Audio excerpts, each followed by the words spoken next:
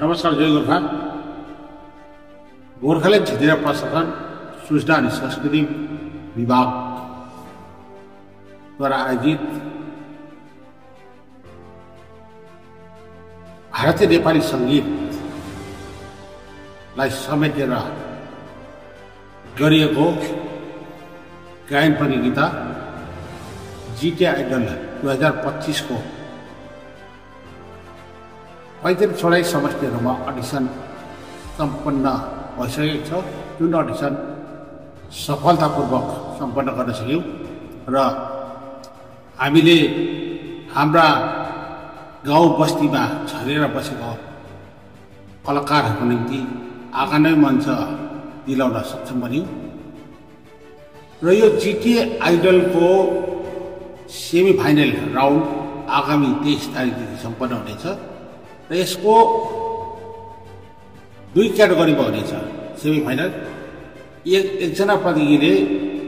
हाम्रो भारतीय नेपाली सङ्गीतको 2वटा गीतहरू गाउनु पर्नेछ र पहिलो सत्रको कार्यक्रम 23 तारिकदेखि सम्पन्न हुनेछ अनि 23 तारिक खरसाङका प्रतियोगीहरूले 12 जना प्रतियोगीहरूले भाग लिनेछ,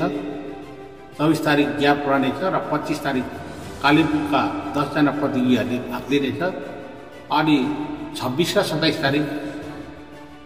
दार्जिलिङका 17 जना प्रतियोगीहरूले भाग लिनेछ भनेपछि 28 र 29 तारिक ग्याप रहनेछ र 30 तारिक तपाईँको चाहिँ मिरिकका 4 जना र पूर्वबदरका 3 जना जम्मा 7 जना प्रतियोगीहरूले भाग लिनेछ अनि दोस्रो सत्रको कार्यक्रम 1 तारिकदेखि लिएर 6 तारिकसम्म सम्पन्न हुनेछ। यसर्थ सम्पूर्ण महानुभावहरूलाई यो जिटिए आइडलको सेमी फाइनल राउन्डको प्रतीक्षा गर्ने विनम्र अनुरोध गर्न चाहन्छु, जुन हामी फेसबुकमा त हामीले हाल्नेछौँ, अब युट्युबमा पनि चाहिँ हामी त्यो प्रसारण गर्नेछौँ अनि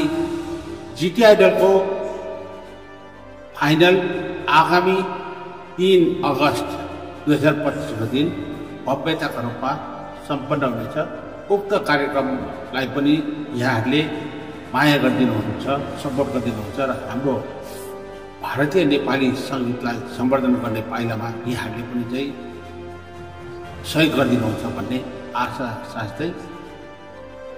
मेरो यो 2 शब्द यही समाप्त गर्न चाहन्छु। धन्यवाद,